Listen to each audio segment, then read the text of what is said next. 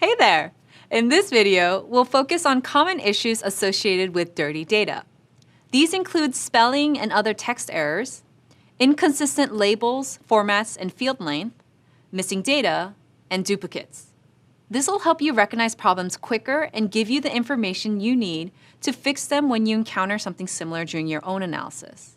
This is incredibly important in data analytics. Okay, let's go back to our Law Office spreadsheet. As a quick refresher, we'll start by checking out the different types of dirty data it shows. Sometimes, someone might key in a piece of data incorrectly. Other times, they might not keep data formats consistent. It's also common to leave a field blank.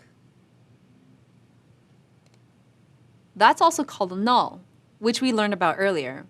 And if someone adds the same piece of data more than once, that creates a duplicate. So let's break that down. Then we'll learn about a few other types of dirty data and strategies for cleaning it. Misspellings, spelling variations, mixed up letters, inconsistent punctuation, and typos in general happen when someone types in a piece of data incorrectly. As a data analyst, you'll also deal with different currencies. For example, one dataset could be in US dollars and another in euros, and you don't want to get them mixed up. We want to find these types of errors and fix them like this. You'll learn more about this soon. Clean data depends largely on the data integrity rules that an organization follows, such as spelling and punctuation guidelines. For example, a beverage company might ask everyone working in its database to enter data about volume in fluid ounces instead of cups. It's great when an organization has rules like this in place. It really helps minimize the amount of data cleaning required. But it can't eliminate it completely.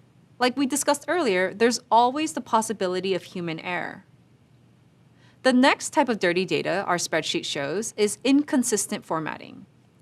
In this example, something that should be formatted as currency is shown as a percentage. Until this error is fixed, like this, the law office will have no idea how much money this customer paid for its services. We'll learn about different ways to solve this and many other problems soon. We discussed nulls previously, but as a reminder, nulls are empty fields. This kind of dirty data requires a little more work than just fixing a spelling error or changing a format. In this example, the data analysts would need to research which customer had a consultation on July 4th, 2020. Then, when they find the correct information, they'd have to add it to the spreadsheet.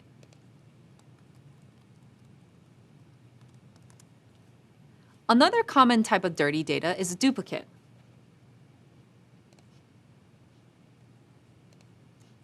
Maybe two different people added this appointment on August 13th, not realizing that someone else had already done it.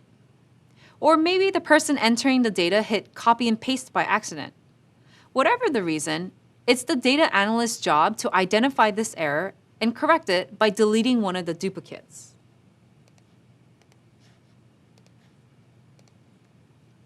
Okay, now let's continue on to some other types of dirty data. The first has to do with labeling.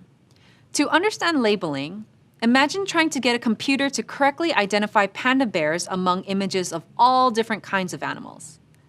You need to show the computer thousands of images of panda bears.